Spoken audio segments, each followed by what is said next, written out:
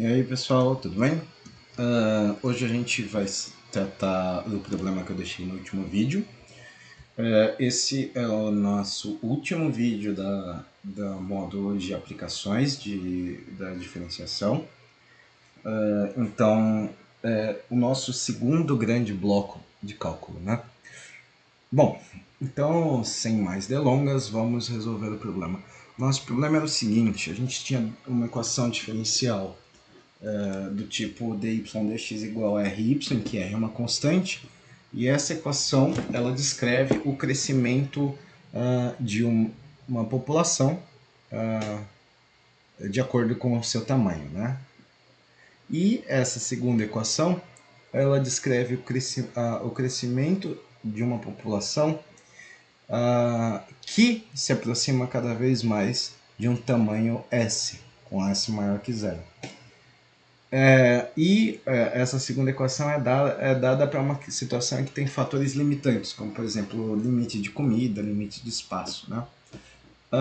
E ele dá esse valor, dá essa informação, que essa integral é igual a isso, e em ambas as situações pede-se que se calcule encontre a solução dessas equações diferenciais usando o método de separação de variáveis. Então vamos para a primeira equação, né? Usando o método de separação de variáveis para a primeira equação, é bem simples, né?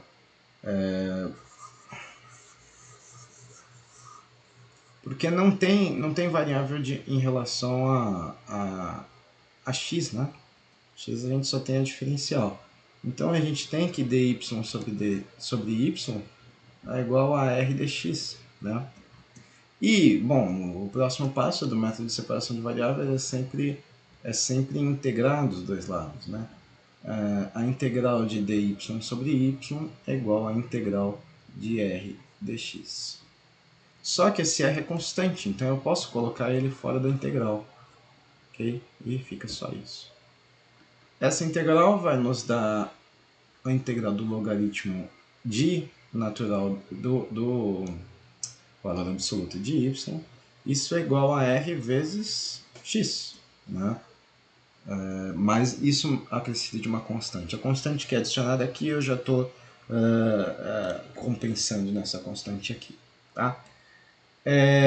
Ok, temos essa situação. A ideia é, eu quero essa equação em função de y, né? E não do logaritmo, quero ela explicitamente.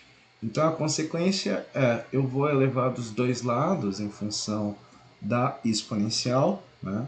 E eu vou sumir com esse logaritmo, e aí eu tenho isso aqui, que também pode ser escrito, né, como o exponencial de uma constante vezes o exponencial do rx, e esse valor, esse, né, ele é uma constante qualquer a. Esse a eu vou permitir, né, eu vou permitir que o nosso a ele vai variar entre os números positivos e negativos. Então a gente vai ter que o nosso a ele vai ser igual a mais ou menos e elevado a x. Opa, e elevado a ec, tá? E então a gente pode sumir com esse módulo. E a gente tem que y é igual a vezes erx. Ok? E aí essa é a nossa solução. A questão é que quando a gente pode notar que quando o x ele é igual a zero, né, a nosso y é igual a a, né? Se essa variável x ela representar o tempo, então a equação ela vai dar o tamanho da solução num tempo x. Se a população inicial for a, então se variar essa constante a geralmente ela vai indicar a nossa população inicial, caso x seja um tempo, né? E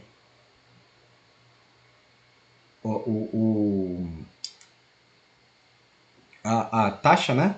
A variação da população, a taxa da variação da população vai ser o nosso R, né? Vezes o tamanho atual da população. E aí agora vamos para o nosso segundo exemplo. Nosso segundo exemplo era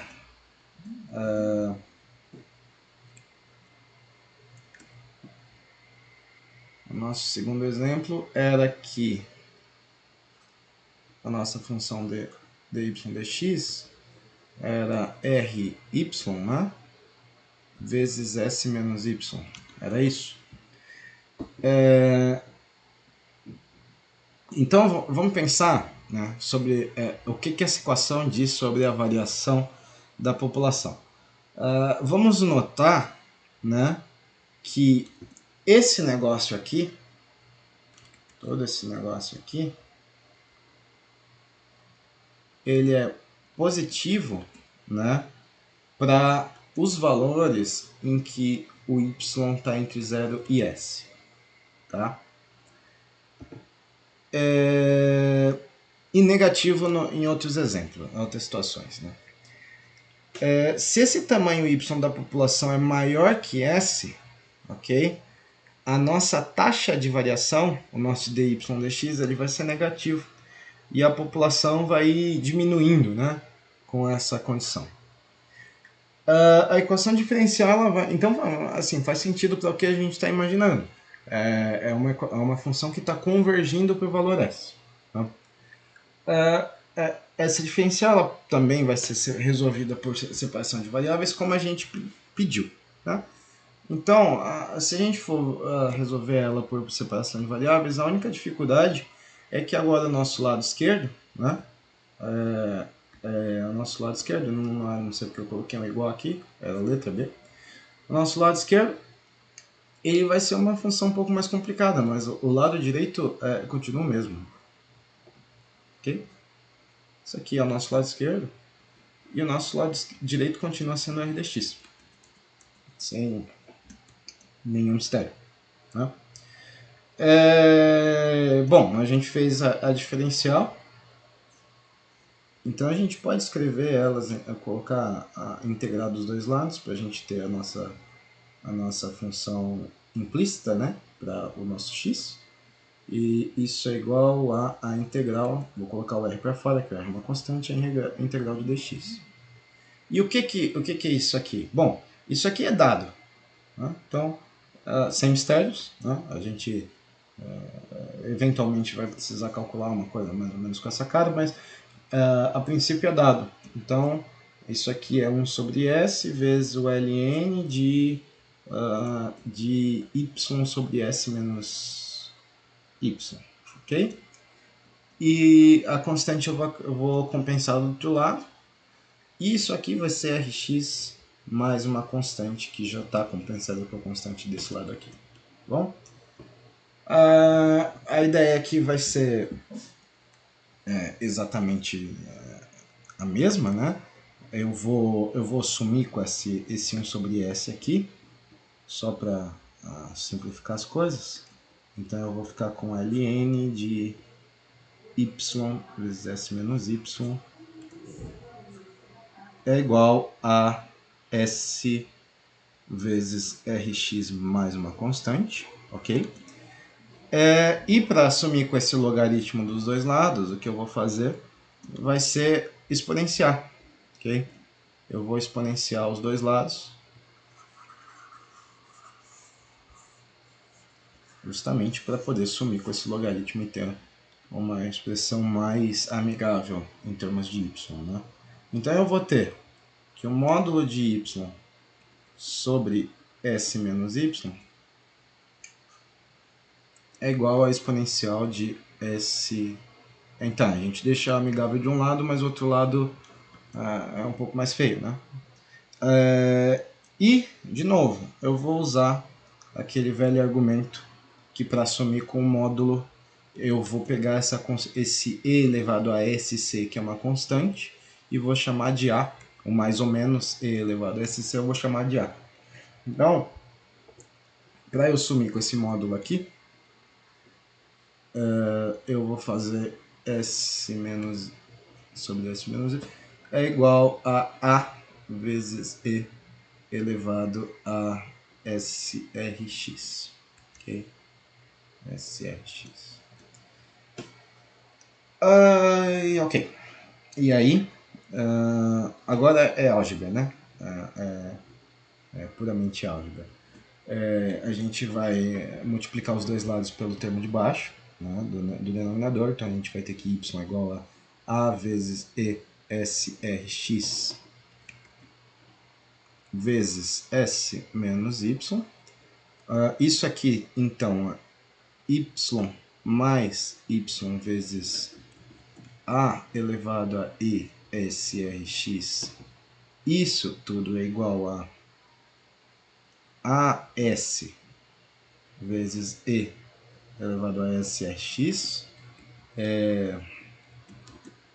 Eu poderia chamar isso aqui de uma outra constante, mas não vou. E por último, né, a gente tem os termos comuns aqui em evidência, a gente isola, a gente vai ter que y é igual a fazer a parte de baixo primeiro, porque eu não sei que tamanho, onde é que ó, tentar ficar relativamente bonito, né? Vamos fazer A, S, E, não, eu já confundi, A, E, S, R, X, mais um,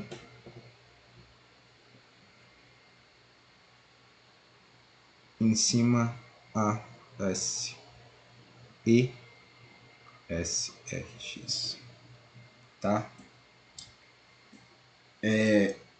Essa é a nossa solução, tá?